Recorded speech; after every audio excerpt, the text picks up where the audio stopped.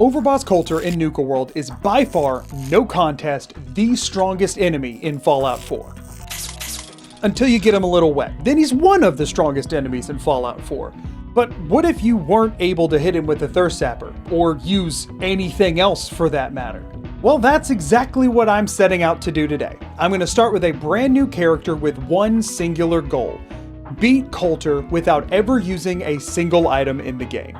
For clarity, items are defined as anything found in the Items tab of the Pip-Boy plus caps. The only exception to this is the use of quest items that are required, like keys. However, even quest items can never be equipped. So the Thirst Zapper can be picked up, because it has to be to enter the Colter fight, but it can never be actually fired. And just in case that seemed a bit too easy, no companions or power armor, and I'm going to be playing the entire thing in survival. I'm also going to take out the Raider gangs, clear all 5 of Nuka World's parks, and turn the power back on. So please allow me to show you how I beat Fallout 4's strongest enemy completely itemless.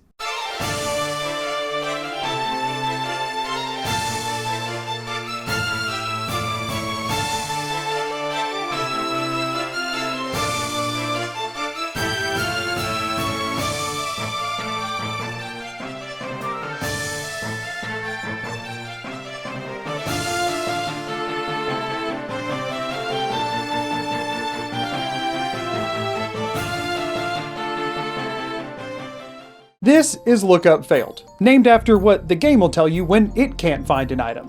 And she's setting out on this perilous journey to avenge her fallen husband, Item Not Found, who failed this exact same challenge in my last video. That's also why you'll notice the timer and death counter don't start at 0. It's including the time I spent on that last run that ultimately ended up failing and bringing us to this one. It was all originally going to be one video, but it was way too long, so sorry for any confusion there. Speaking of, if you haven't seen that video, you probably have many questions, including how I'm even going to approach this, and what the heck's going on with those special stats. And I wanted to make sure that this video made perfect sense completely on its own. So I'm going to hop on over to the classroom to quickly explain how this is even possible and what setup is required before leaving for Nuka World. Hello everyone, please take your seats. I'm Professor Magoo and this is Overboss Colter 101. Now I'm going to get very detailed on this fight by the end of this video, but to start I just wanted to hit on some of the basics and establish how this is even theoretically possible to do itemless. For starters, Colter is not, in fact, immune to all damage before getting hit by the Thirst Zapper. He's supposed to be, but there is one key exception, and that's critical hits specifically within VATS. And also the crits from Overdrive, but that's obviously not relevant here. However, while VATS crits do get through the force field, they don't do the damage they normally would, but rather a drastically reduced amount. The damage dealt to Colter from these VATS crits ignores almost every damage modifier in the game. So things like Black Widow, Rooted, Blitz damage, Sneak Attack crits, the Iron Fist perk itself, and every other perk in the game other than 2 will have absolutely no impact on your total damage output. The only 2 things that affect your damage calculation for Colter are the raw special stat attached to the damage type you're using, so Strength in my case, and the Better Criticals perk. I don't know why this is, because I don't know how to code. I've tested this extensively and run all the numbers already, and so I can tell you with 100% confidence that a max power unarmed strike on Colter deals 2.82 damage per crit. Now, I'll get into the math on how that impacts the fight much later in the video, so just put a pin in that number for now. There's one more thing you need to know about the Colter fight, and that's that it's on a time limit of 24 in-game hours. I'll get into the specifics as to why a bit later in the video, but just know that they have to do with the survival effects that will make it effectively impossible to fight him after that point. Now, knowing that strength and better crits are the only things that impact my damage output, you may very heavily be questioning my starting special stats. There are 4 perks primarily responsible for these special stats, the first 2 being Cannibal and Solar Powered, requiring Endurance 10. Solar Powered Rank 2 is the earliest access to radiation removal that you can get without items, and Cannibal is the only access you ever get to removing hunger without items. Agility 9 is specifically required for Blitz, and while you don't have to have that, beating any enemies in the early game without it is darn near impossible. And then finally, Luck 5 is needed for Idiot Savant, which just makes sure that all of the XP gains I get are optimized throughout the run, since I will be having an intelligence of 1 the entire time. That then brings the question, how high should I grind before even bothering to leave the Commonwealth? And there is actually only one answer: level 29. That leads me to the second important bit of information about Colter that makes this possible, and that's that his level sets based off of the players whenever you enter Nuka World and will never increase from that point on. His lowest possible level? 30, which is why we have to go in at level 29. I'm going to pretty much skip over that entire 29 level grind in the Commonwealth because it's very not relevant to the purpose of this video, and because it's all based around one singular thing: settlement XP. I realize there may be some dissensions on whether or not settlement building should even be allowed with this rule set, but I have been basing all item usage around things in the Pip-Boy, of which nothing ever entered during this grind. Also, I use the same rule set for the main quest, which absolutely requires the use of settlements, so I'm allowing it. For now, just know that I took all of these settlements, mostly by killing all of their current residents, and then scrapped everything in them and turned them into shelves for cheap XP so that I could hurry up and get to Nuka World as quick as possible. Oh, I can literally just do that, huh? Man, that would have been good to know before. These are the perks I took with those 29 levels. Now, I'm not going to talk about each one individually because honestly, most are fairly self-explanatory, but I do want to hit on the most important ones, starting with Life Giver rank 3. Life Giver 3 gives you a passive health regen anytime you're not directly in combat. While just incredibly useful for survival mode in general, it's also the only means of healing I will have throughout the Colter fight. Adamantium skeletons there because without caps, the only means of healing crippled limbs in survival mode is sleeping in a bed, which are pretty few and far between in Nuka World and absolutely not accessible for the Colter fight. With Action Girl and Critical Banker, you'll find that pretty much anytime I have extra perks to throw around, they'll always be going towards building critical hits more effectively, since those are my only means of damage on Colter. Having finally acquired not only those levels, but also enough bonus XP to get as close to level 30 as I was willing to risk, it was finally time to board the train over to Nuka World, where the rest of this video will take place. Upon arriving in Nuka World, the first thing I needed to do was to ensure that Colter was actually level 30, and I figured I would actually just sort of see what the situation was in there while I was at it. I don't know if I could survive the gauntlet, by the way. Ouch, ouch, ouch, ouch, ouch. Also, obviously I'm skipping over the gauntlet here a bit. There's actually a lot of nuance to how the gauntlet's going to work later on when I'm actually ready to fight Colter, so there's really no point in wasting a lot of time talking about it for now. The good news is he is actually level 30, but as expected, he one-shots me with pretty much any attack, so we're nowhere near fighting him just yet. I need to grind a lot of levels while staying in Nuka World the entire time. In order to do this, I'm going to be making use of the door chain glitch. So for anyone who's unaware, in order to get back into the gauntlet once you're out into Nuka World, there's just a door with a chain on the other side of it. But there's a tiny crack between the door and the door frame where you can activate the chain from the wrong side of the door, giving you early access to the open area of Nuka World. This does create some really weird behavior in the DLC though, because the game doesn't really know what to do since you're not yet the overboss, but you're strolling around as if you are. And that ultimately results in most of the raiders of Nuka World just standing still and not moving whatsoever, barring a couple of weird cases. For my sake though, that's actually completely perfect, since the plan is that after I beat Colter, I'm going to be doing open season, so preemptively killing a bunch of raiders who won't be fighting back is not only great for my XP totals, but also will help me out a ton later when it's finally time to go take on the gangs. I went ahead and gained a little bit of XP this way, but I'm going to save the lion's share of it for a bit later. See, whenever I'm taking out any of the freebie raiders in Nuka World, I want to get Idiot Savant to proc on as many of them as possible, which means lots and lots of reloading and running long distances in survival. See, there's actually a pretty big issue with grinding for XP in Nuka World, and I'm not talking about the general combat level, although that is a huge issue in and of itself. Now, the main problem with XP in Nuka World is there's actually just not as much of it as you'd guess. Since Nuka World is pretty late game content and it's just designed for you to clear out all of the parks to fill them with raiders, virtually nothing here ever respawns. Well, that's not exactly true. There are just a couple of locations in all of Nuka World that do have respawning random encounters. So I decided to go ahead and head for those right now so that I could go ahead and take them out the first time so they could be respawning while I'm clearing out all of the raiders in Nuka Town to give me just a little bit of extra XP boost in the beginning. This may have been a mistake. The most consistent of these locations is this burned out abandoned house on the outskirts of Nuka Town that usually spawns two different raider gangs having sort of a territory dispute. If you wait around, usually one will take out the other, leaving them sort of weakened where you can go and clean up the mess for just a little bit of extra XP. Or if you're feeling confident, you could run in and fight both of them for way more XP. At level 29, I was not, in fact, feeling very confident. I was feeling so underconfident, in fact, that I checked a map online to find the nearest bed to this location so that I could sleep before even trying to take on the winners of this dispute. Thankfully, I did find one and was able to sleep in it, although even though it should be a bed, it only counted as a mattress. Wait, is this a real bed? Oh, come on! That's a mattress on a bed frame. That's a bed. Come on, mattress.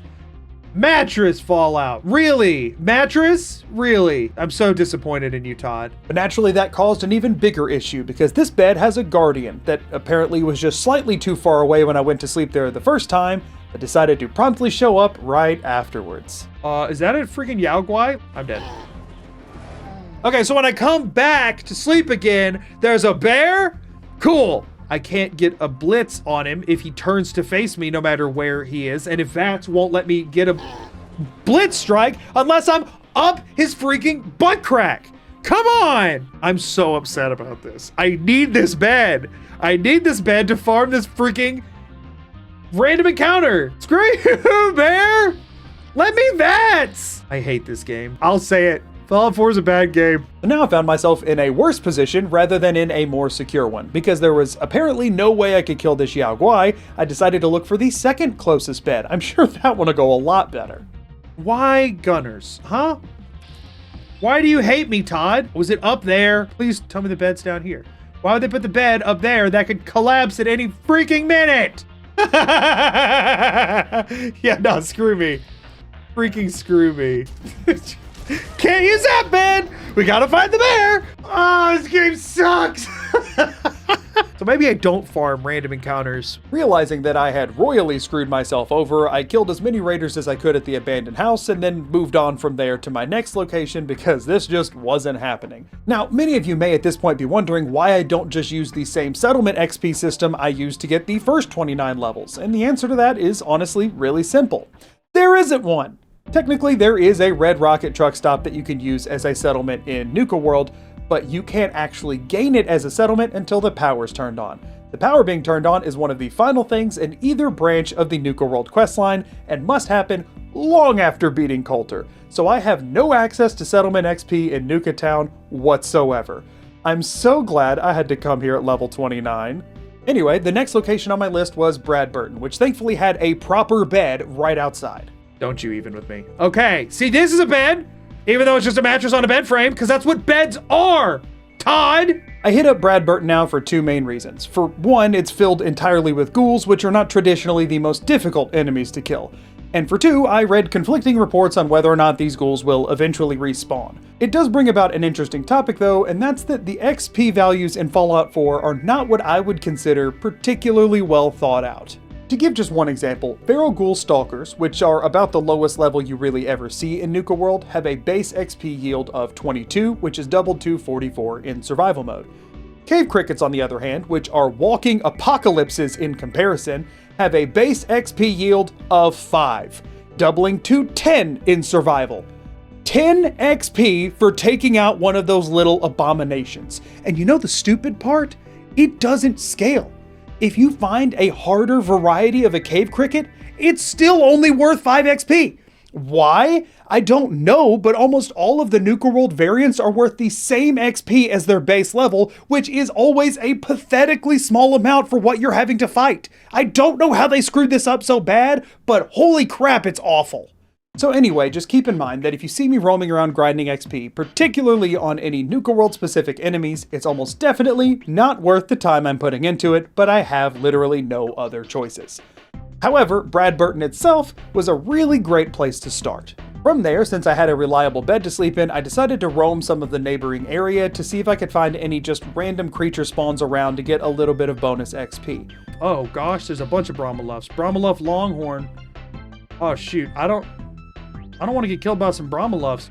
Can they get in here? I can't get in here, frick! I thought I had it figured out, you know? I'm gonna get to hide in here and kill me some Brahmaluffs. Apparently not. Oh wait, can I Psychic Punch you? Oh! Take this, Brahmaluff! I fear no man or beast! Wait, hold up, are they stuck? Stuck Brahmaluff? Ah! Come on, man! Following that stupid nightmare, I decided to go ahead and take out the first of the 5 parks that I needed to clear out to go ahead and get some extra XP and a leg up for the quests I was going to work on later. And obviously there's one that's way easier than the rest to start with. So let's just say it together. The Safari Zone! Huh? What, were you expecting me to say something different there? Maybe something a bit drier and more Gulch-like?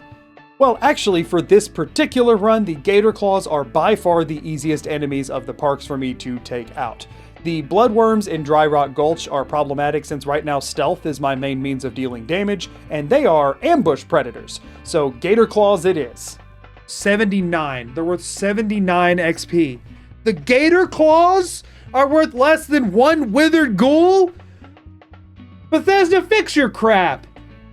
They're Gator Claws! Come on now! Are you freaking kidding me? 70 XP for taking out Death Incarnate? Cool, great. That's so gonna be worth my time. Obviously, dealing with the Gator Claws was a pretty big issue, but the stealth build I'm working with does work quite well at taking out big targets, provided that I can see them from a distance while hidden and make sure that I can connect with a blitz. Come on, take out the Gator Claw. Just kill a Gator Claw solo. Punch again! Stop slow-mowing and punch! We have a crit and a blitz. Just go for it.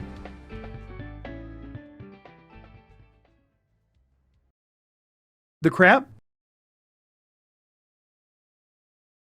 But can we still kill the Gator Claw? Bop, bop, bop, bop. Kill the Gator Claw. Do-do-do-do-do-do-do-do-do. Okay. After slowly churning my way through most of the Safari Zone, I decided to go ahead and head down to the lab area that's producing these things to shut it off so that I could get quest markers for all the ones remaining. And also, I was a little excited because I knew there was an albino Gator Claw waiting down there that I figured would be a pretty hefty XP bonus. It's only worth 72.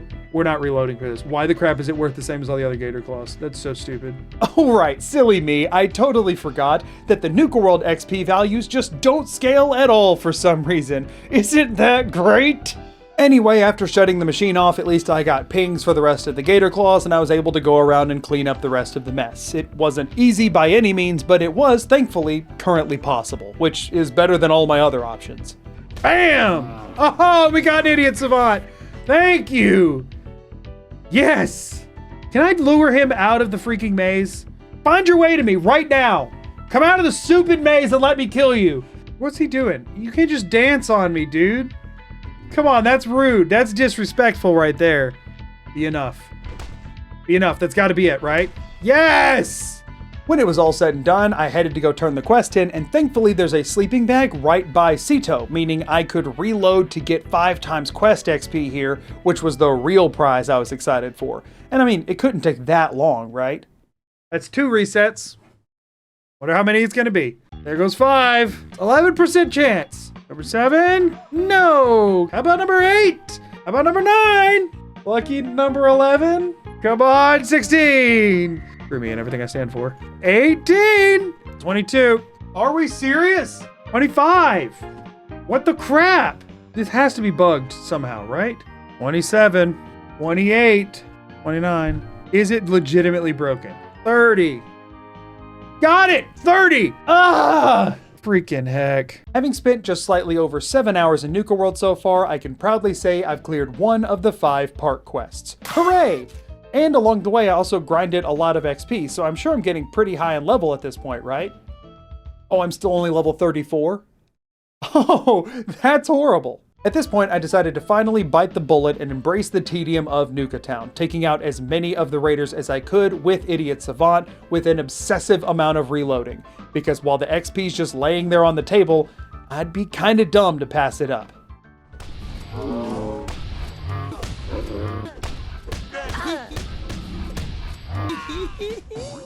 Once I had taken out pretty much every raider just standing around outside, I decided to take a crack at the interior load zones where the raider bosses lived. Unfortunately though, those zones are not broken like the rest of Nuka Town, meaning if I tick off one of the raiders, the rest of them will subsequently kill me. I decided to start with the pack, which I thought would be the easiest, but I was actually incredibly wrong since it's by far the most densely packed. No, we ain't doing that yet. We ain't doing that yet. Oh! Oh! Whoa! I don't know why it was surprising to me that there would be more members of the pack than the other 2 gangs, but whatever, I was able to eventually clear most of the area around the outside amphitheater, but as soon as I tried stepping to the interior, well, things went south. It seems like they figured out where I'm sitting, but they aren't sure yet. They're still thinking on it, you know? Like, I think that's her, but we can't be certain. Let me poke her. Whatever. Yeah, that clearly isn't happening now and was a huge waste of my time. So from there, I headed over to the disciples. Oh, don't psychic punch right in front of the guy! Oh, come on. Get over there. We take that. I don't know why I did that right in front of the guy and he didn't seem to mind. I also don't know that I care to learn why. So there's, what, 7 left and I can only kill 3 of them?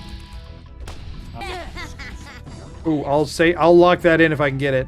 There was still one raider gang I hadn't messed with yet, so I headed over to the operator's base of operations to try and take some of them out, which is a very small area, making it incredibly difficult, but I actually managed to make quite a bit of headway. Nothing to see here, everybody. Now who the crap can I kill without being seen? Nope. Yep. Okay, and we out? Let me just double check that I can't. Oh, are you serious? Oh, are you serious? We just leave. We just leave. We just leave. It's just the 2 of them. By the time I have to come back here to kill them, that caution will have ended. Holy crap! It had been weeks in game at this point though, so I decided to head back over to the abandoned house to get some more of the respawning XP and finally take my revenge on that stupid Yao Guai. Hey! Crit. Use crits. Use crits. Or don't. Or just stop with 2 attacks left. I love that. Okay, we got the bear. After that, I decided to go and check out some of the other potentially respawning points, and from what I could find through Reddit, it seemed like one of the other more reliable ones was just outside of the Galactic Zone. While passing by, I figured I'd peek my head in to see how I might fare with the robots. Bad. It was really bad. I'm pretty sure Galactic Zone is just a wash, and I should never come in here. But I'll walk in here once. I just saved. I'll walk in here once to verify that. Like, can I get XP here? Maybe. But probably not. Now that it's been well over 6 hours since clearing the Safari Zone, I figured I would go give another park a try, this time heading to Dry Rock Gulch. Unfortunately for me, the bloodworms in Mad Mulligan's Mine give virtually 0 XP, so the only actual benefit I could get from here for now was clearing the actual quest. Let's see if this works. 1, 2, 3. Fistic cuffs. Hey, I guess it showed you were faster than me. They have that in there? I got it. 1 down. One of the requests that the Protectrons give you in order to progress the quest line is to put a Giddy-Up Buttercup inside a pen. Unfortunately for me, the only Giddy-Up Buttercup that's around that I can get to, while I could punch it out of the trash can, is too heavy for the player to lift out in front of them. So, now what? There is technically a speech check you can do to bypass the whole Giddy-Up Buttercup thing, but it is a red speech check, and at the time I only had 1 charisma, and trying to brute force that seemed like a colossally inefficient use of my time. So for the time being, until I came up with some other ideas, I decided to just leave Dry Rock Gulch and come back later. A disappointment, but hey, what are you gonna do? Whee! So for the time being, all I could really do was roam around the rest of Nuka World to try to find anything to get XP from. During this journey, I met Evan. Evan is the absolute best. He's a sweetheart who will let me use his actual genuine bed and the only clean water supply in all of Nuka World. We love Evan here. How are you just a chill dude? Evan, we will burn Nuka World to the ground, but then Evan can just stay there chilling. Since I now had that incredibly reliable base of operations, I decided to try and clear every wild encounter in the vicinity. Thankfully, there were some ghouls nearby, which weren't too bad to deal with, but then there were also a pack of wild dogs, which made me almost lose my freaking mind. There it is! Thank goodness! Holy crap! And some cave crickets, which, as I've established, are never, ever worth the hassle. Big 11 XP off of that, and I'm dead. Cave crickets suck. I had done a bit of research online for other potential options, and currently the best one I could find was near the Grandchester Mystery Mansion, where there's a bunch of Mirelurks that spawn, including a Mirelurk Queen. While I didn't love my chances of taking out a Mirelurk Queen, the XP from it was a bit too tempting to overlook. I don't like that name choice, Fallout, Bethesda, Todd, whoever's fault this is. Maybe don't Deep King. I killed a Deep King! Now, in an ideal world here, ideal damage to the Mirelurk Queen to the point where she's a hit or two away from dying, right? And then I go save the game. Let's just see what kind of damage we do. Not bad. All right, now we gotta take like, we gotta like serpentine this or we'll get hit by that stuff. How much XP does a Mirelurk Queen give? Just like a standard Mirelurk Queen. 400 without Idiot Savant? Y'all, what am I doing with my life? That is the equivalent to doing like the full Dry Rock Gulch quest and getting Idiot Savant for it.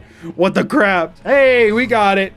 Look at that. Y'all can't really, oh, you can see it. You can see it. Look at it all. Oh, it's beautiful. By this point, I had only hit level 40 and I started looking into how high of a level I thought I would need to be to have a chance against Colter. The bare minimum to even try to go see what it looks like again is 43. Since that's how far it'll take me to get to max strength and better criticals, so I can get back to my 2.82 damage per punch. With my desperation growing and my options ever limited, it was time to finally face my fears and head over to Kitty Kingdom. Now don't get me wrong, there was absolutely zero chance I could get anywhere near finishing this quest, but at least like I mentioned, ghouls are worth a quite surprising amount of XP in Nuka World, and that was sort of the best source laying around I could get to. Idiot Savant, that's 330. That's a big deal. Legendary Withered. Where are you coming from every time, dude? Got it. Okay. That was another Idiot Savant. There's the level up. There it is. If I can just get out of here, I'm in the clear. Oh, shoot. I went right past a sprayer. Oh my gosh, why is this coming down to the wire so much? Holy crap. Okay. Okay, we're out of there. We're out of there, everybody. After over an hour and a half total in Kitty Kingdom, I finally did manage to just barely break level 43, and I was off to try the Colter fight again. All right, this is not going to work, y'all. It's not. Like, let's all set expectations that there is no chance. That took off half my health in one shot. There's no chance. There's no chance. We need damage reduction. We need a massive amount of damage reduction to have a chance here. 4, 5... I need more luck, too. I need more luck bad. Oh, yeah. No, we're not ready for this fight yet. There's no shot. Yeah, no shot. No shot. And to no one's surprise, I got completely and totally thrashed. Going into the fight, my main goal was to figure out if I needed to be focusing on damage resistance perks or crit building perks, and I naturally found out that I didn't have nearly enough of either. So, great. The only information we gleaned was that, yeah, more grinding. Unfortunately for me, the best XP yield enemies I can reliably access right now are still ghouls, so it was time to head back over to Kitty Kingdom for roughly another 2 hours before hitting another wall. The issue I ran into was in the funhouse of all places, which can be cool maybe on a first playthrough, but in one like this is just annoying bullcrap. Bats won't trigger. We gotta run, we gotta run, we gotta... Okay, fun fact, while you're in the spinny tubes, it won't trigger VATS. Apparently, if something moves you while you're in VATS, it will eject you from VATS. Yeah, no, we can't clear it. Because it won't let us use VATS. Just running up and doing a normal punch isn't good enough. If they each hit us one time, we die. Effectively, at the level I was at, I just wasn't tanky enough to have a chance at actually being able to fight these two stupid ghouls. So I eventually had to give up on Kitty Kingdom for the time being and come back later with a few extra levels. Thankfully though, this did make me think of other places that had ghouls I could fight, and there is this one particular walled off area of Dry Rock Gulch. Now, normally you can't access this area other than by using a terminal that requires the power to be on. But if you happen to know the parkour way up on top of the wall that doesn't end up getting you killed, you can actually get access to it early so that you can fight the ghouls just for the heck of it. We jump up in this, we come over here, and this whole area is full of high XP value ghouls. Overall, this area didn't go too terribly, and I got a pretty good chunk of XP out of it, so worth the trek for sure. They seem very much stuck. Oh my gosh, where did they all come from? How did he, like, alert them? What the actual crap? Okay, no, here we go, here we go. I can take out the stalker now. I don't need to get engaged in close quarters with two of them at once. Because then I can't do anything to avoid getting hit. He's not dead. He's not dead. Punch. And we got an idiot savant on that. That is huge. Eat him to assert dominance. With virtually no other options remaining, it was time to make another trek back over to the Galactic Zone. Y'all, I hate the Galactic Zone. Actually, to be fair, I think the Galactic Zone is probably one of, if not the best designed parks in Nuka World. The set pieces there are really cool, and I like that as you slowly gain star cores, the park sort of regains a bit of its functionality, allowing you to toggle some of the robots off, making the rest of it easier. It's a really cool concept, it just really sucks when you're naked and punching things. The star core thing does work in my favor though, since I am completing all the park quests, those quest items are absolutely required. If I can get to some of those earlier on, I can slowly start shutting down some of the different robots to make things a little bit easier. Okay, even if it won't let me sleep in it again, that's something. That's something. We can now spend our time trying to clear out whatever's giving us issues here. I was eventually able to take out a lot of the outside robots and decided to head into Vault Tech Among the Stars. The Galactic Zone has quite a few interior cells that are the home to a lot of those star cores I talked about earlier. This is so cool. Again, power's off to Nuka World, by the way. There's so many things. Okay, so we have to look alive for the turrets, and we have to stealth kill everything, and we have to just tank the radiation. This place sucks. Oh, come on. I just keep running, I guess, and hope for the best. I have to take it slow and systematic, but I didn't realize I was teleporting into a room with... There's no way I get through this place and get any star cores. Since that didn't work, I headed off to the Robco Battle Zone. There are a bunch of display versions of the robots all over the battle zone that, while not completely free, there was some pretty reliable XP on the table. The star cores I got from there, though, did give me enough for the first selective shutdown, of which I chose Nukatron because the other option were the iBots or the Mr. Handies, both of which didn't really pose any major threat. After that, I headed over to clear out the Interstellar Theater, and it wasn't honestly as difficult as I would have guessed. There are turrets up in the ceiling that if they spot you can cause a lot of issues, but since I'm fighting from stealth mostly anyway and they're really far away, it wasn't too awful. One in the control room on the upper level. All right, can we take the elevator to the upper level? Or do we have to have Nuka World power on? No, you don't need Nuka World power for this. What? Explain to me how the power is off right now. Look at that, star core. Ooh, there's a star tender here. Gosh, how am I going to survive this? Not. Dealing with the theater gave me access to yet another shutdown decision, but this one was admittedly much more difficult to make than the last.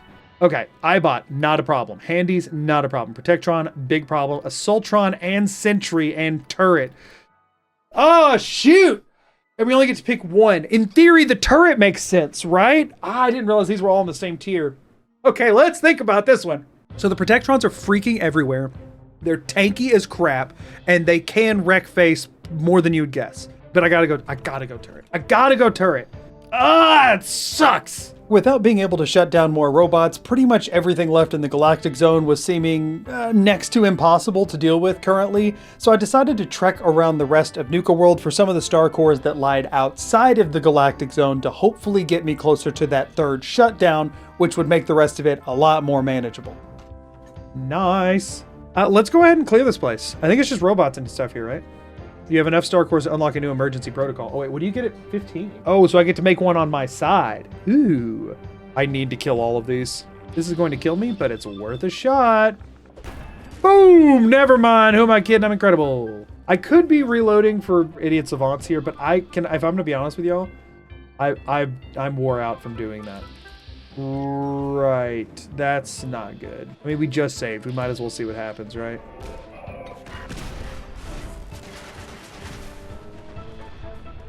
Did I get XP for that? Okay, I did. It was like 170 something. Ooh, 170 something. Ooh, 170. No, I have to. I have to. Darn it, I have to. Oh, that sucks because it's going to kill me half the time with the explosion. I know it. While not quite as high as a quest completion or My Alert Queen, the amount of XP I could gain by getting an Idiot Savant proc on this kill was still way too much to pass up. I didn't figure it would take too long, and I thought that the benefits would far outweigh the time invested. That turned out to be incorrect. What? I feel like I deserved that. I missed it. Ugh! Getting my bearings and like figuring out what direction I'm facing after killing him is so awful. I screwed up. We can win this brawl, I believe. I believe. I believe. I don't believe. I mean, it's uncanny how long it's taking, right? Right? See, that... What the crap? I don't think that spot's the play. We got it! We got it! Yeah! My infection spreads! We were here! I was here! I was here! I saw it! All in all, from the time I first saw that sentry bot to the time I managed to kill it with Idiot Savant hitting on the XP was over 2 hours. That's 2 hours of my life that I'll never get back, and it was still only worth like 800 XP and some change. After that though, I didn't really have a ton of other options besides just heading back to the Galactic Zone to continue trying to take out more enemies. Got 5 more to go. Okay, we have to go Protectron, right? The Soltrons are great and all, but there's not as many. Sentries are great, but there's not as many. It has to be Protectron. There's no other question. After finally doing that and also having all the turrets shut down, I could head to Totally Not Space Mountain where there are 7 more star cores inside, which could hopefully get me towards the end of this quest line. I'm so dead. I have -8 endurance right now. Come on. Stagger him. Stagger him. You're kidding me. We need to leave and sleep. We need to not keep doing this.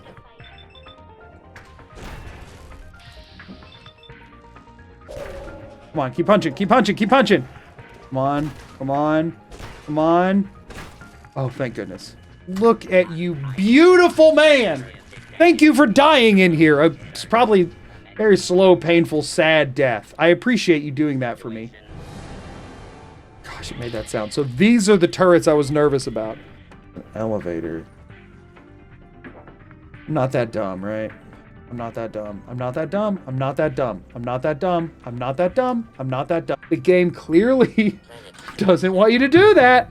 Generally speaking, all of that prep work made a huge difference here. Although there was one very problematic area where there was one of the Nuka World sentry bots fighting 2 of the weird alien turrets. I don't really want a psychic punch right now, but this is fine, I guess. The psychic punches killed me. If that had been normal punches, I was fine. Again, the desire is strong, but I shall not. I shall not attempt that jump.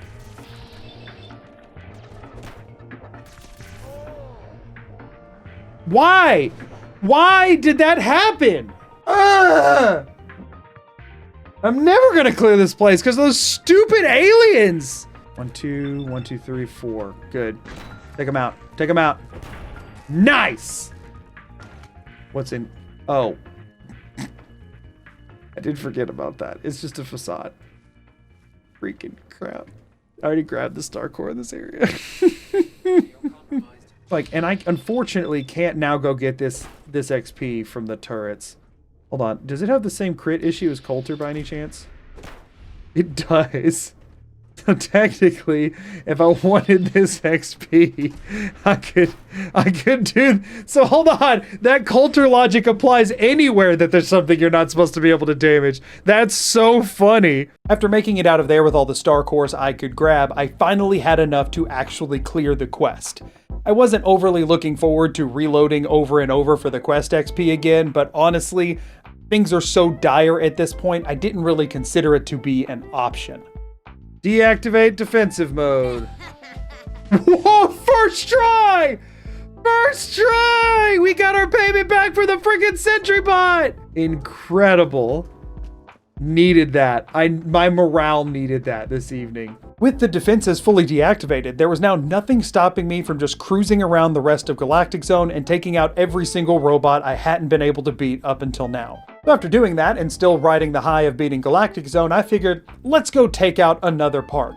Because there was something I overlooked with Dry Rock Gulch earlier that I wanted to go check out now. So the Giddy Up Kid, we're wanting to see if we can kill. Oh, we can! We can get the safe combination off of him. Heck yes, we can actually do this quest. You can just kill the Protectrons for the safe codes, which do count as quest items. I was making this way harder than it needed to be. After pretty easily demolishing all of them, I could finally head into Mad Mulligan's Mine to take out the rest of the bloodworms and clear what is otherwise a pretty easy quest, all things considered. Oh my gosh, I'm only getting Idiot Savants. I'm burning through all my luck on freaking bloodworms. That's not actually what I need right now. After killing all of the bloodworms and their queen, you just have to go back and talk to Sheriff Eagle to turn in the quest. We got it! It does trigger early on. That was number 5. Let's go. This also meant I had officially cleared 3 of the 5 park quest lines.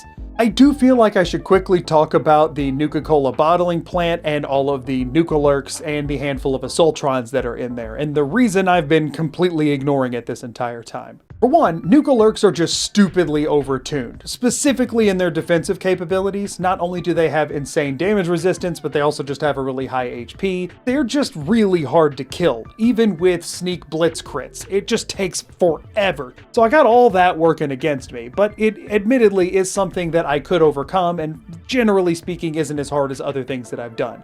The real issue here is that they're just not worth any XP. Dry Rock Gulch was one thing, because at least getting to the quest clear wasn't all that bad, so the low XP was sort of excusable. The Nuka-Lurks having a low XP is absolutely stupid, and there's no reason for it. I ended up deciding to just push this quest back until after dealing with Colter, because it was just so dumb to even consider trying to deal with for right now.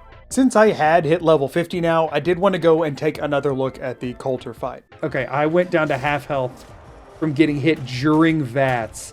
And then I went to almost 0 off of one other shot. Yeah.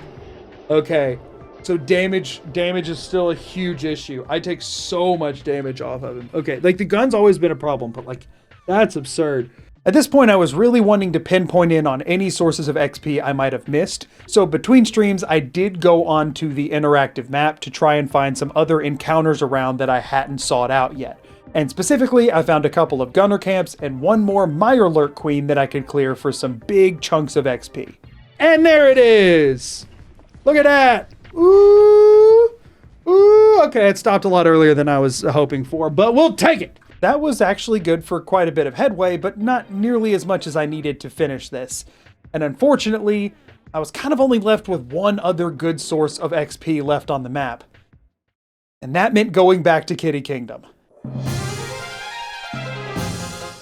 Can I also just say a minor screw you to whoever named that place Kitty Kingdom? You know how degrading it is to stand here and say my one big obstacle that I'm absolutely terrified of is called Kitty Kingdom? Am I not low enough for y'all already? Did you need to kick me while I'm down? I mean, come on. Anyway, with some of the more survivability-based perks I've gotten recently, I thought there was a pretty decent chance I could actually survive the funhouse. Will they go through there? That's so perfect. Hey, we got Idiot Savant. Holy crap. We have to live here. He falls down? He falls down. Incredible! Yes! I might leave here and go find a bed and save it. I think that's the way to go here. Do we end up killing Oswald and completing the quest? Almost definitely not. But, like... how did he get there so fast? Okay, it's fine. It died. Oh, man. Thankfully, the rest of the funhouse was not nearly as daunting. And again, this is a section that I think is a pretty cool design if I was not completely over everything at this point, which I very much was. After getting the last couple specks of XP out of there, I was headed off to the castle where I personally knew that Oswald the Outrageous was waiting. We will talk about Oswald in a bit. He has his own list of issues, but before I could do anything, I needed to find somewhere I could purge my radiation in the castle. Oh, forgot about that. It's been a minute. And there's 2 of them. The first one was the jump scare. Solar powered can only purge your rads if you're outside during the daytime and not currently taking radiation damage. The main problem with that is that Kitty Kingdom is, in theory, 100% irradiated. In practice, though, this is a Bethesda game, so you know for a fact there's a couple of spots they missed. The problem is just finding one that's close to whatever it is I'm trying to do at any point. I will say, one area they did a pretty darn good job of is the castle.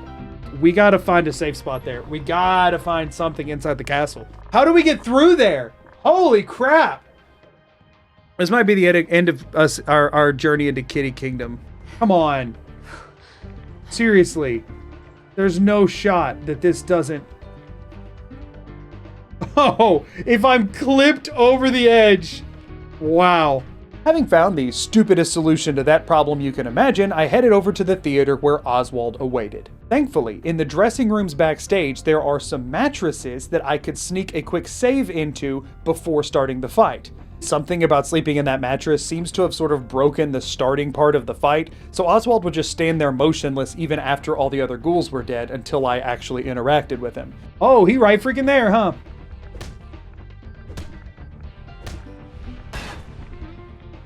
He's not hard to beat, at least. What followed this fight, though, was by far, no contest, the worst part of this overall experience, barring anything around Colter himself. This fight sucks!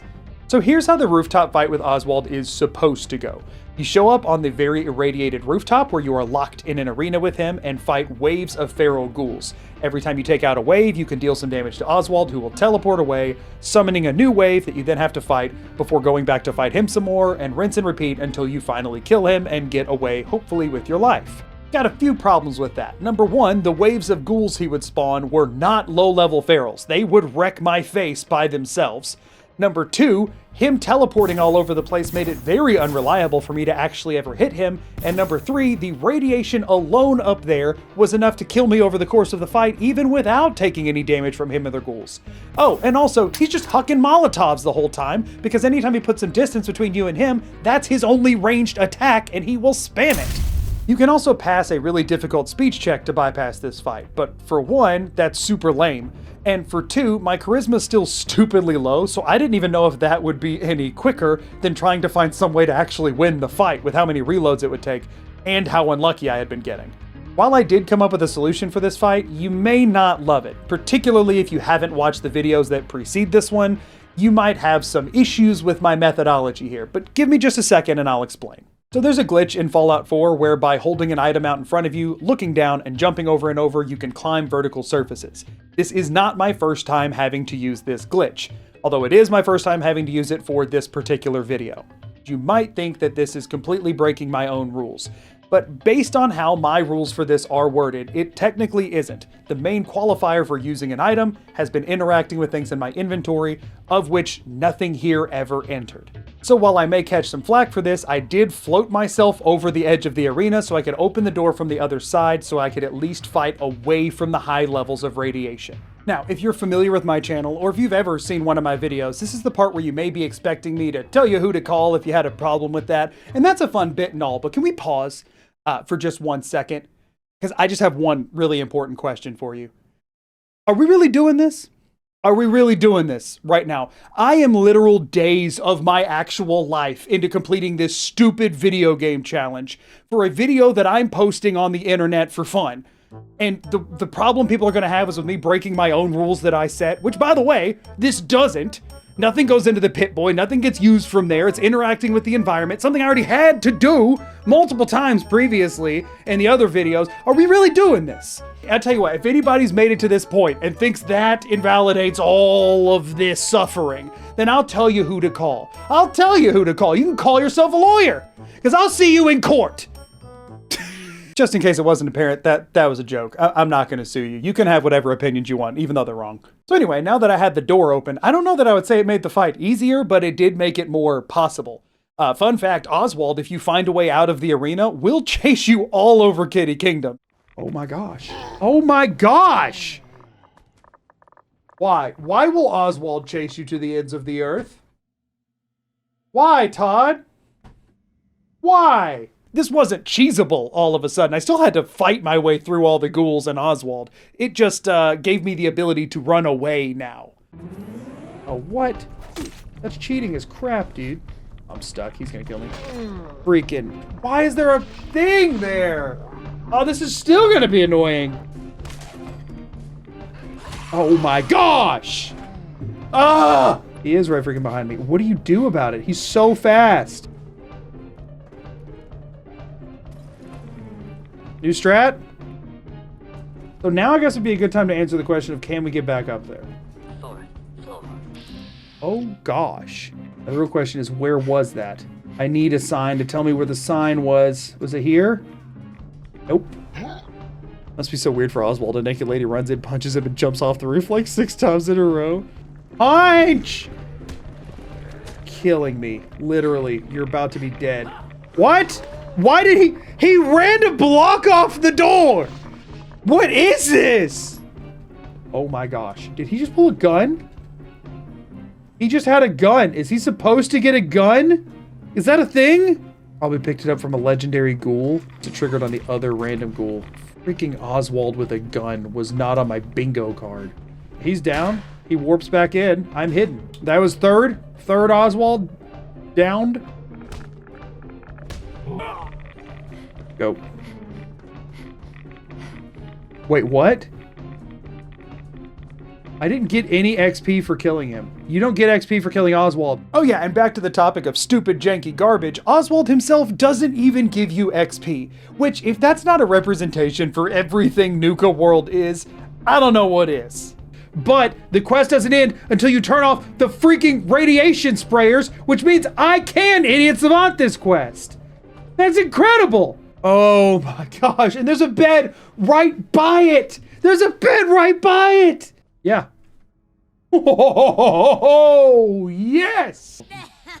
Doesn't matter, we got it.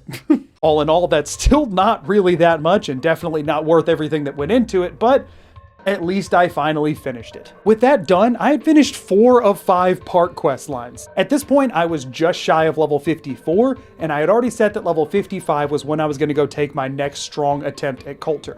And this was the first time I was thinking there might be a slim chance that I could make some actual headway here.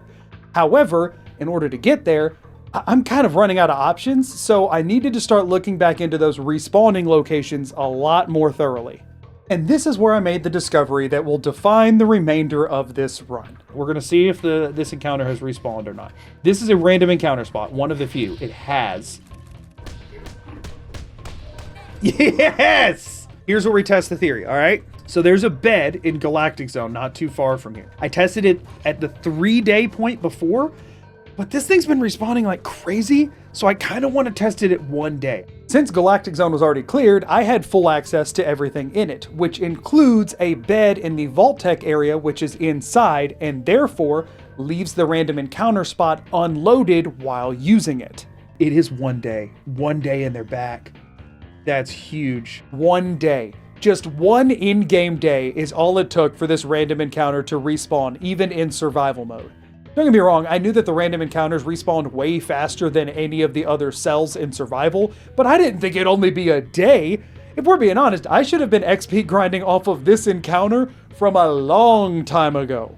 The one bit of comfort I can take here and not feeling like I wasted too much time is that I was going to have to clear all of the parks later anyway, and this particular setup would not work without Galactic Zone cleared, which took a very long time to do. So I didn't waste too much time, albeit I could have leveled up a good bit before fighting Oswald and it would have made at least that a lot more consistent, but still, I'd rather find this late than never. This made getting to level 55 to try Colter again way easier. And even if I hit another brick wall there, which let's be honest, I likely will, I now have a much more quick and reliable way to gain XP to do repeated attempts. It's at this point that I want to give you a more detailed overview of the build I'm running so that you at least know what perks I've been grinding for this whole time. I also want to take a closer look at the Gauntlet because a lot has to go right with the Gauntlet for there to even be a shot at me beating Colter on the other end of it.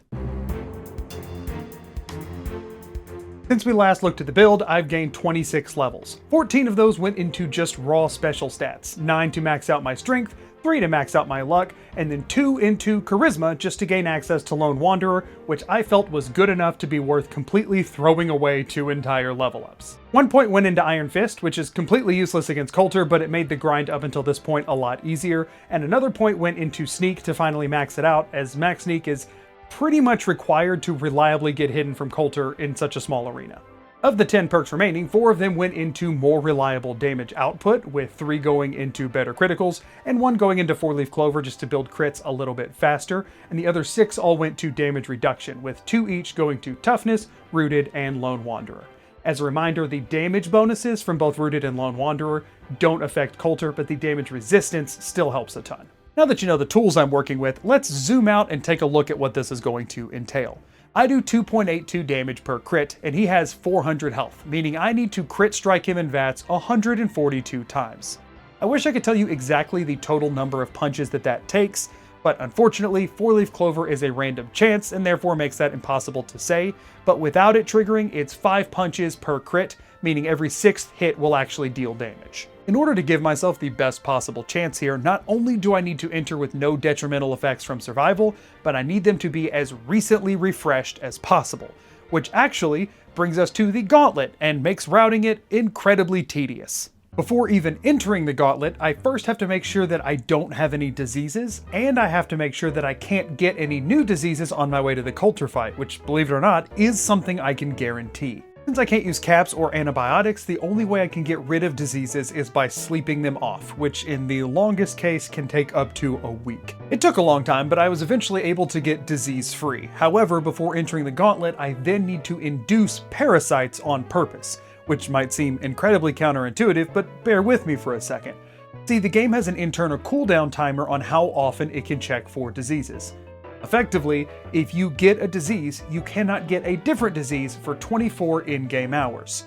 If we look at the list of diseases, there's exactly one that will not impact me negatively whatsoever for the Colter fight, and that's parasites. Interestingly, parasites is completely useless against cannibals, since eating any body whatsoever will fully replenish your hunger, no matter how hungry you are, and all parasites does is increase how much you're supposed to have to eat.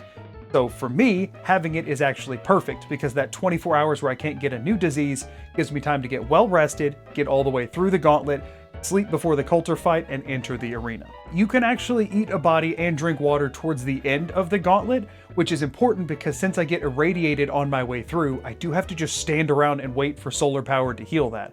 So we want to eat and drink on the other side of that time loss. Once I enter the shed area with the flying ant swarms, I will take all of them out and then wait around in there, which the game counts as outside for some reason, until my radiation is fully healed. At that point, I will backtrack all the way to the area with the Mirelurks, where I will drink water twice to fully replenish my water, and then I will head up to the gas room where I will eat a body, and then run through to the end of the gauntlet and sleep before the Colter fight. One last bit of weird tech here, and that's that I need to sleep in the sleeping bag before the Colter fight for 2 hours when I save the game, and not 1. Now that might seem counterintuitive, since in theory I want as little time passing from eating the body to entering the arena as possible, but sleep works really weird in survival mode. Weirdly, the game treats sleeping for 2 hours or more completely differently than it treats sleeping for 1. So say you're 8 hours away from becoming tired. If you sleep for 1 hour, not only will that push you to now 7 hours away, but actually it knocks an extra hour off for seemingly no reason. If you sleep for 2 hours, not only will it not come with that same hour penalty, but it will fully refresh your sleep as if you just woke up from an 8-hour sleep in a bed. It won't give you well rested again, but it will take you all the way up to that boundary. Finally, I'll drag the body of a niece into the arena with me as I enter. Whenever you use the cannibal perk, you have the dark craving addiction, which makes you ravenously hungry every 12 hours. While ravenous, you take a -8 endurance penalty along with a small luck penalty as well, effectively meaning I can't fight Colter whatsoever. By bringing a niece in, it takes that 12-hour timer and doubles it to 24. The other effects will still be ticking down the whole time, but they're not nearly as detrimental as hunger. With all that set up, it was finally time for the first real attempt at beating Colter for this run. And this is how it went.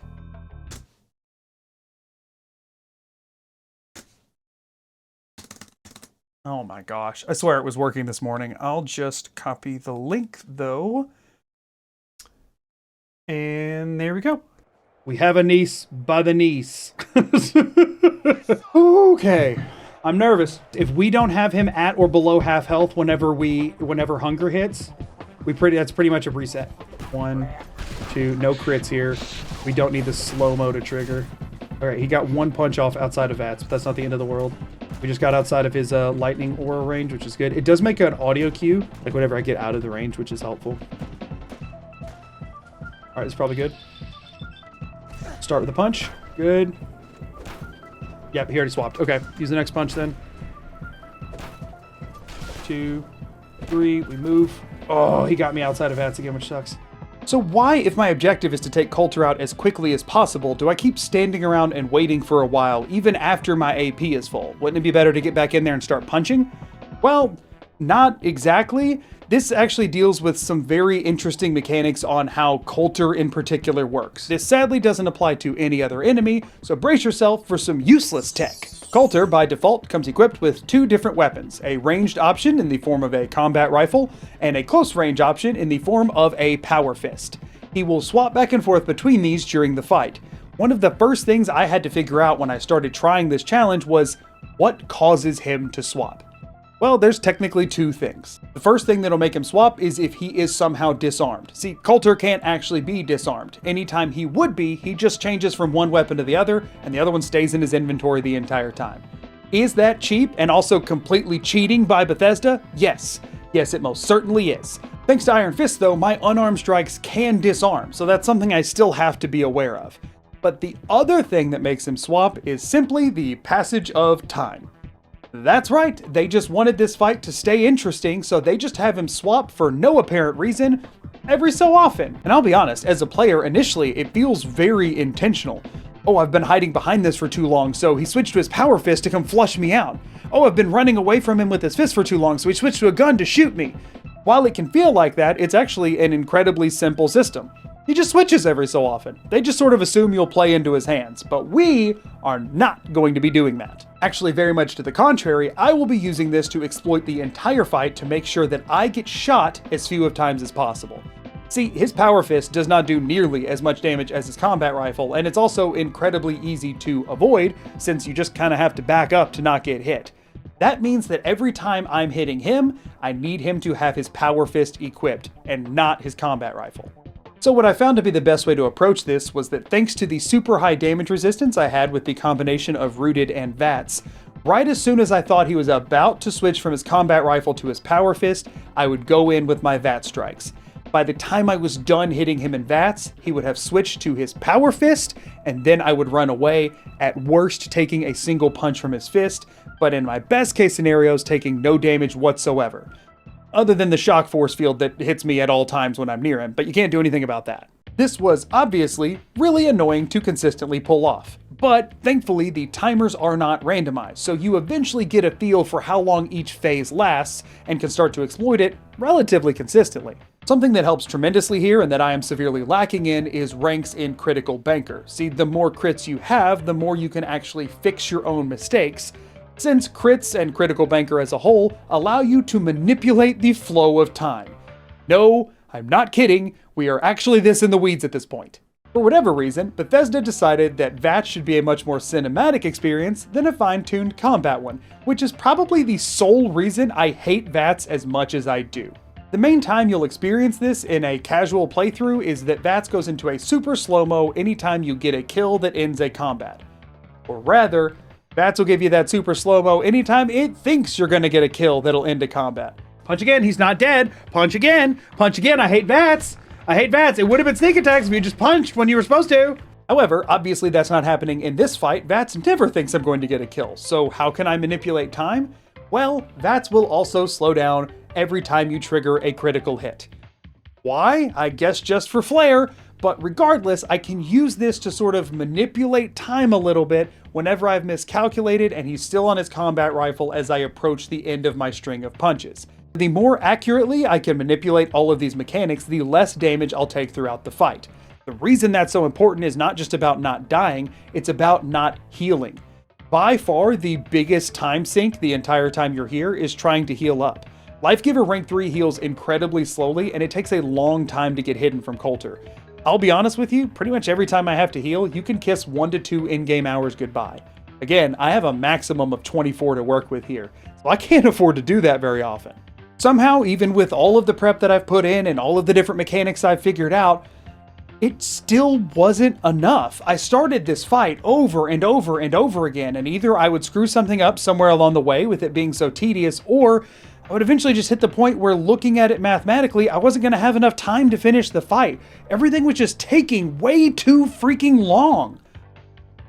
But then I figured out the one little trick that blew this fight wide open. I'm really curious if I could somehow like time manipulation so that he's on his gun, like he's like never on his gun. All right, so we pulled the gun. Now I'm gonna sit here in VATS for a minute. He seems to swap faster when spending time in VATS. In-game time. Now we gotta let AP build up, and I'm wondering if he'll switch back to his fists before the AP is done. He on the fist already? He's on the fist already! He shot once with that gun! This is bound to be accurate! I think it works! I think it freaking works! That was instantaneous! Have I found a new tech? Have I found a new tech for this fight? Because that would mean it should definitely be possible now if I play my cards right. I mean, it's gonna make the fight take even longer. He already coming in? He is! That's consistent. That's so consistent. And I can crit him on the end now to stagger him, and I'll have to save it for when he has the gun out, because he'll never have the gun out. I don't know why, with all of the critical hit slowdowns I had been using to manipulate Colter this whole time, that I hadn't already considered this. But Colter's weapon swapping is based off of IRL seconds, not in-game time. In other words, if I have VATS open, even if I'm not doing anything, his timer to switch weapons is still ticking down the entire time, while the in-game clock is virtually not moving whatsoever. And actually, this was so reliable, I could get it down to a science. And I can tell you with all the confidence in the world that Overboss Colter will switch between his combat rifle and his power fist like clockwork every 20 seconds. Okay, it's been about 20 seconds. He switched. He switched. That was 7 seconds. So it definitely cut down the time. It's not like instant, because he finishes whatever like attack cycle he's on. It should be long enough now. It was at 6 seconds when I tabbed out. He switched back already. I feel like that's as much proof as we need, right? Thankfully, I keep a timer on screen during all of my runs, so all I had to do was wait for my AP to pretty much refill, trigger VATS, wait for the timer to hit the 20-second mark, cancel out, and immediately go in to attack him, and I could know beyond a shadow of a doubt that he would switch back to his power fist every time while I was hitting him. I finally had a system that was reliable and efficient, so all I had to do was rinse and repeat over and over until he was dead, and as long as I didn't make any catastrophic errors, I'd practically already beaten him. Lead with the crit. Yep. 3, 4. Crit him to make him back off, and then I get away. Took virtually no damage there at all. Alright, we should be good now. Let the AP build back up, and then he should be charging at me in no time at all. So consistent! It's actually so consistent! The waiting to heal part still takes a long time. So, like, there's still not a ton of wiggle room, but there's definitely more than there was. Okay. First heal, by the way. Look at where we got him. I was not able to get it under the R for the first heal, and we are halfway down the E on heal number 1. That's huge. It is 9 p.m., so it took 2 hours in-game to do it. With the healing, right, this took 3 hours, because the healing takes an hour. That took 3 hours. I think that's doable. I think that's doable. Colter's in that thing sweating bullets. Imagine the embarrassment he's experiencing. Now, the big problem here is I don't know what cycle he's on weapon-wise, because he doesn't swap when you're not actually in combat with him. Did you trigger hostility and then get back into cover? So the thing is, I'm fairly confident if I just walk up to him right now, he's not hostile. Actually, you know, I'm confident enough.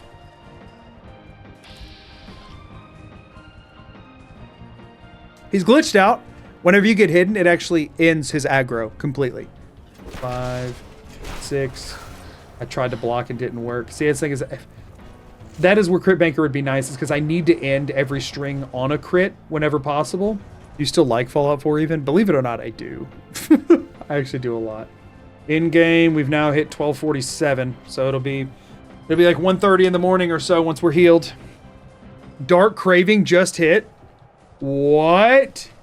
Why did that... The food timer still goes while you're paused in VATS. Apparently. It's not based on in-game time. Can't be. There's no shot.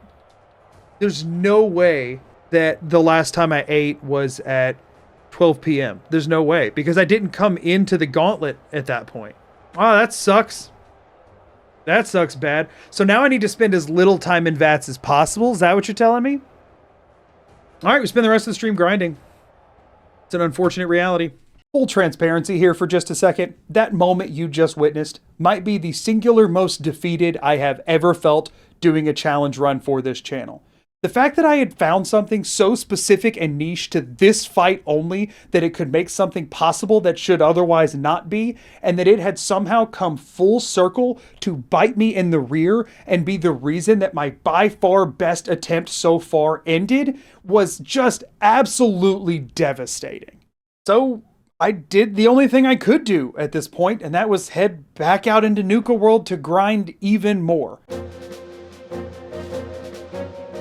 There's not even anything interesting left for me to tell you about the grind either. At this point, I'm just farming the same random encounter outside the Galactic Zone over and over and over again until I just can't take it anymore. So I spent the rest of the stream that day, multiple hours, just reloading that same exact zone over and over again to kill a handful of raiders each time. Something about this whole thing just didn't sit quite right with me though.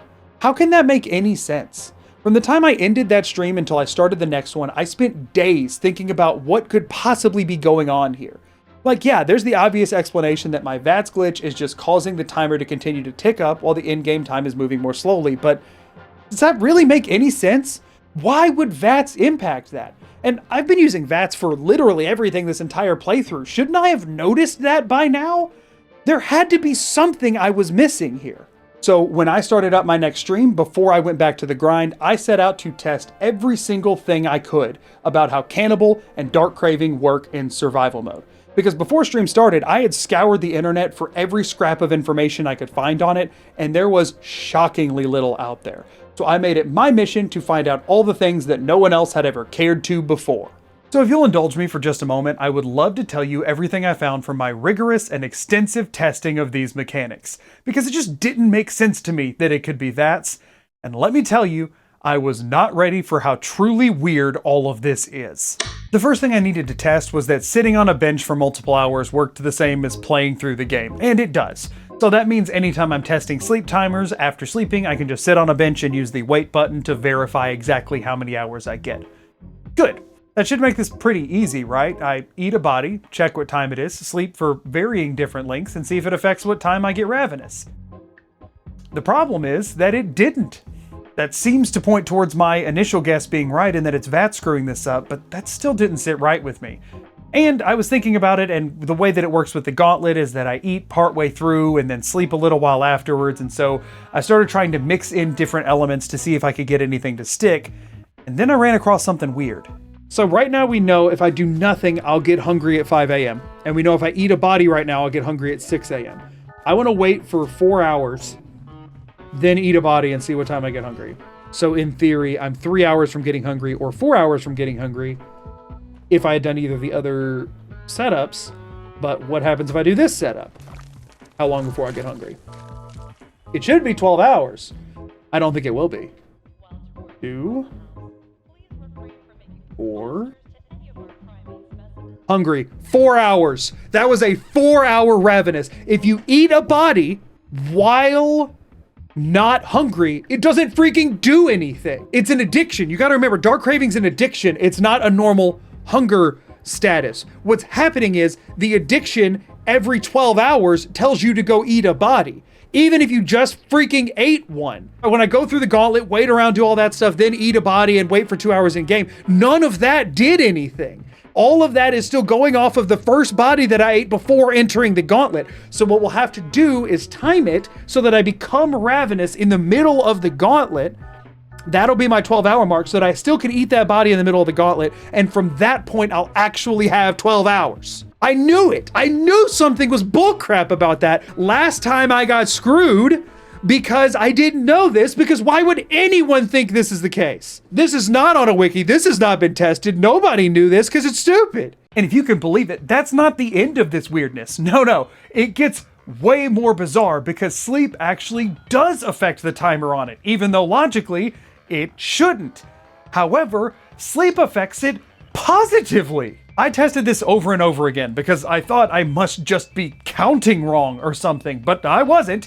If I eat a body and then sleep for 2 hours, instead of getting ravenous 12 hours later, I'll get ravenous 16 full hours later. I cannot make this up. So now we're gonna go sit on a bench for 2 hours at a time, see how long it takes us to get hungry after sleeping those 2 hours. If we get hungry at 4:30 again, then I'm gonna have to bypass saving before Colter. If we get hungry after 4:30, which I have a hunch might be the case, then I still can. All right, we're now gonna go 1 hour at a time. 3:30, 4:30. No ravenous. 5:30, no ravenous. 6:30, still no ravenous. What? How did I freaking make it to 8:40 p.m.? Can sleep elongate it? I don't know. 14 hours. 14 freaking hours. Consistent. Okay.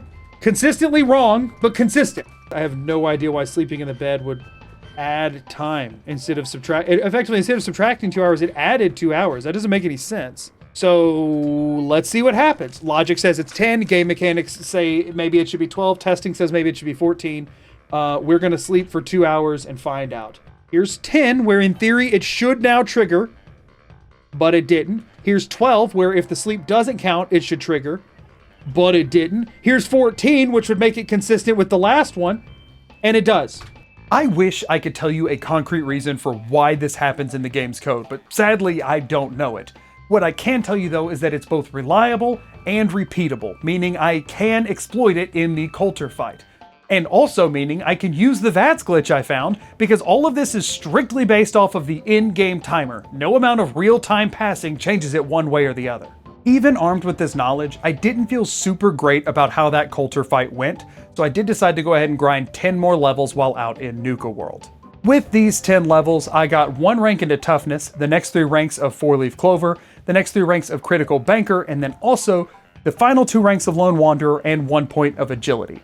Those last ones are all to give me more flexibility in VATS. The combination of the Lone Wanderer perks and Agility gives me another punch per round of VATS, and Critical Banker gives me more flexibility for when to use those crits and to manipulate time a bit more in my favor throughout the fight. With all that done, I just needed to redo the tedium of setting up for the fight, with the added challenge of making sure that I was ravenously hungry when I ate the body in the gauntlet so that I would get my full 12 or 16 hours.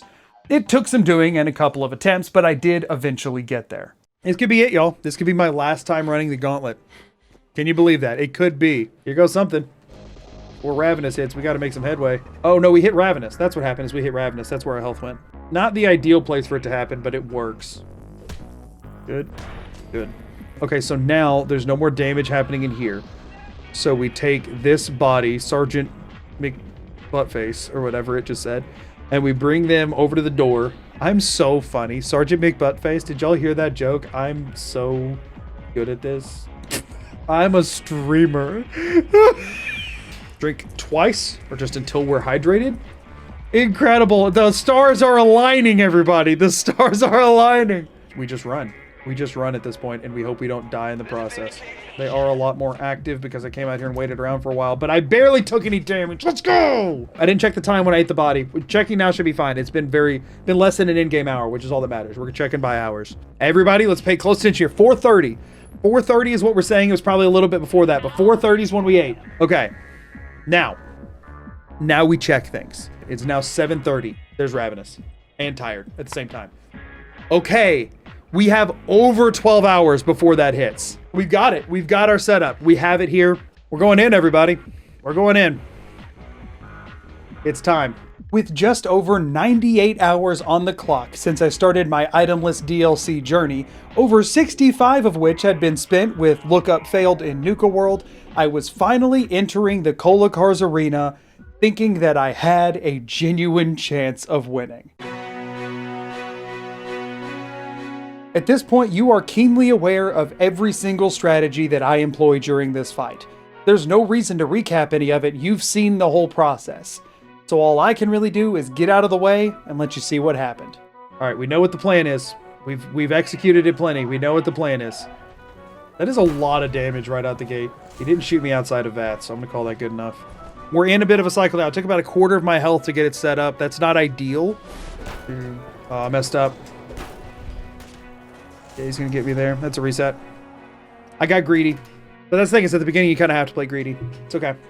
I'm rebuilding my chops, you know what I mean? Getting back in the groove. The damage is looking decent. It's building up a lot quicker than before. All right, let's lock in. Go ahead and do 3 more hits. Before he can pull the gun back out. How did he insta-shoot? Oh, it sucks. That was going really well, too.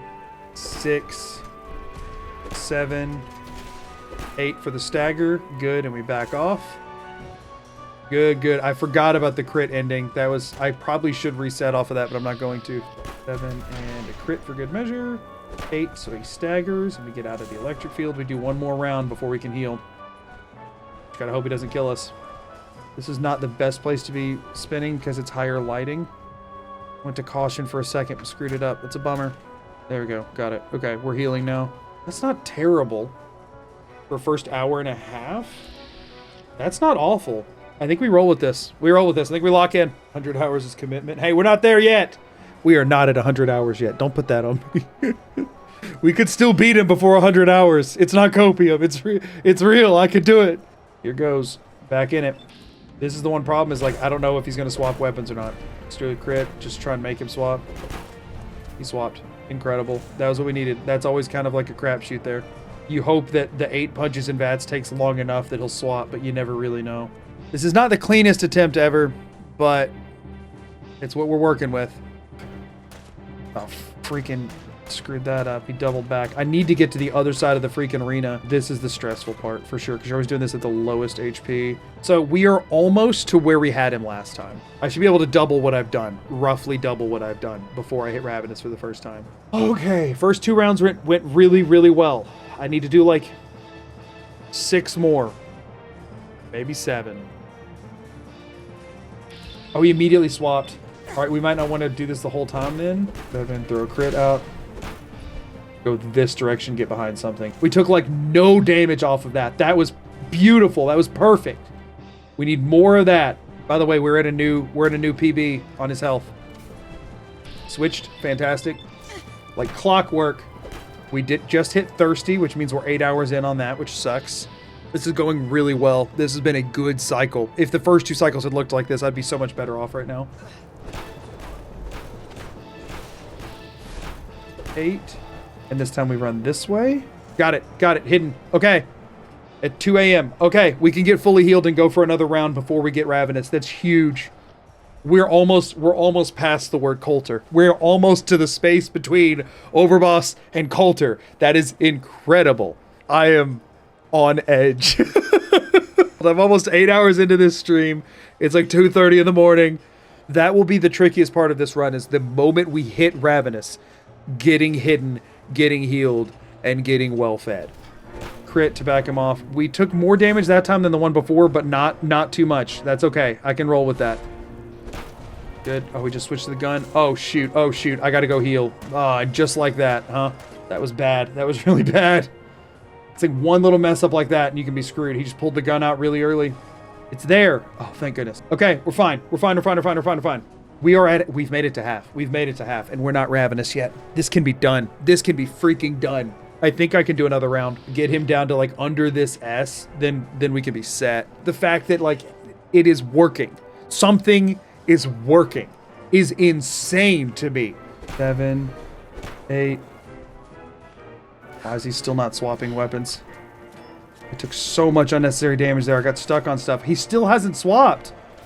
There he goes. Wow. I hope that wasn't a nail in the coffin. Okay, we got maybe 2 more punch rounds before I can't risk it anymore, and as it is, that's a bit much. Oh, we might be able to go to hidden right here. Oh, thank goodness. Okay, huge, huge, huge, huge, huge, huge. I think we do nothing until we're Ravenous, and then we go Eat Her. We cannot Eat Her before getting Ravenous, or it won't work. So we have to just wait until Ravenous hits. Because the thing is, when you hit Ravenous, since it's a -8 endurance, your max HP shrinks by so much that even if you have a quarter of your HP left, you go down to having like 1 HP. And then if I get within this electric field, I'll just die. We are officially past the 99-hour mark, by the way. We can now no longer do 8 punches. We're now down to 7. That does put a hindrance on things. Sorry, this is the exciting part of the run where we sit here and wait to get hungry. We just wait until the nerves cause us to be so hungry we have to eat this woman behind us. All right, Anise, it's time for your contribution. Thank you so much. Thanks to the sleep tech that we learned earlier, dark craving kicked in right at 14 hours after entering the arena. Unfortunately, during the second half, I only have 12 hours, and I'm suffering from increasingly detrimental effects from both thirst and tiredness that I didn't have to deal with during the first half. Realistically, this means that I'm a little bit behind. I need his health to be a bit lower than it is right now. But it's close enough that after an hour of straight gameplay, going late into the night at this point, I decided to press on to see how close I could get and hope for the best. Incredible. Okay, that was what we needed. That was like no damage taken on that. Huge. Oh gosh.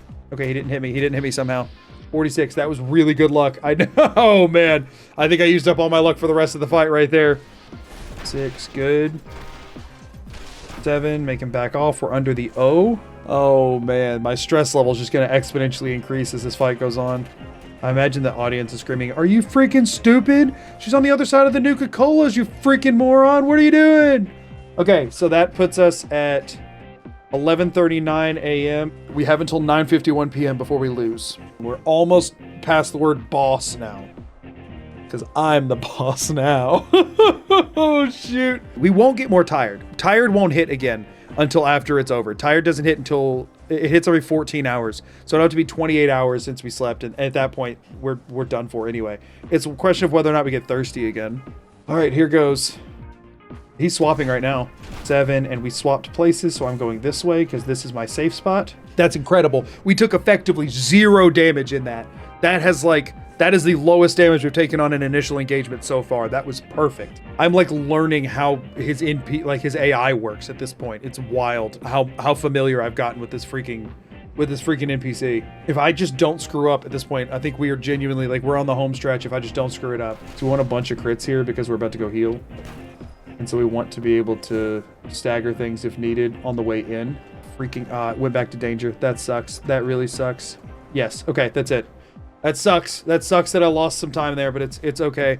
So I was at 9:52, so we've still got 7 in-game hours. We're not halfway through yet. I think I have a slight alteration to the strategy initially to try and make sure that if I take any shots, they're all in VATS. Unless I get lucky like last time. I will take some damage, but it'll all be in VATS, which will be a lot less than the half health I took the one time. And I think it's worth that at this point. We were up here before. I mean, that we might have, if we do whoa. If all of the rounds are like that, we might have only 2 rounds left to go. Okay, so we're going to walk up. We're going to do this. We're going to wait as long as we can. And then we're going to stagger him. So that he hopefully swaps. And then we're going to stall out as long as we can here. There it is. Thank goodness. And we can even stagger him because we got another crit build. Incredible. Oh, look at our health bar. That's awesome. We got 3 crits off there, too. All right. I'm still learning new strats as we go. Crit to back him off. Good. I do like that crits very reliably stagger him. I'm honestly surprised by that. Oh, we got a double there. We just built 3 crits off of those 6 punches. Incredible. I think we back off now. I think we back off and play it extra safe. We're too close to the end to play risky. After this heal, we'll have a little bit less than 5 in-game hours. So we can do 2 more rounds if needed. We still have 2 more rounds in us if necessary. Mildly dehydrated from lack of food. So we're down to 6 punches or 5? We have 6. Lowered luck. So crits will build slower too. Okay, probably going to take 2 more rounds. Probably going to take 2 more rounds. Colter does have healing items, by the way. It's unknown if he actually uses them or not, but he has quantums in his inventory. I don't know that I've seen any evidence of anybody seeing him actually do it, but apparently they are there. So if he does do it, we'll see it today. By the way, you're seeing now the breakdown of why all of the prep work and everything is necessary. This is how low our AP is when we're not hungry. We're fully fine food-wise. Imagine if we also hit Ravenous now. We'd be down to half AP or less, and we'd have -8 endurance. We'd be dying in 1 shot. We'd be only able to punch 3 times. It's insane. Less hits to build crits and less luck is bad, man. Yeah, no, it is. It is. We're close, though. We're close. Okay. Here goes this strat again. He switched immediately. 5 and a crit. And we move over here. He got a shot off, but it's only one. That's okay. We can work with that. Oh gosh, it's so close. It's so close. I'm freaking the crap out. I gotta stay focused. I gotta stay focused. I cannot afford stupid mistakes right now. I cannot. We've stopped getting 4-leaf clovers like at all. Could use one right about now. We're at about half health. I might have to go and recharge again. We're also so freaking close to 100 hours. This is actually so freaking down to the wire.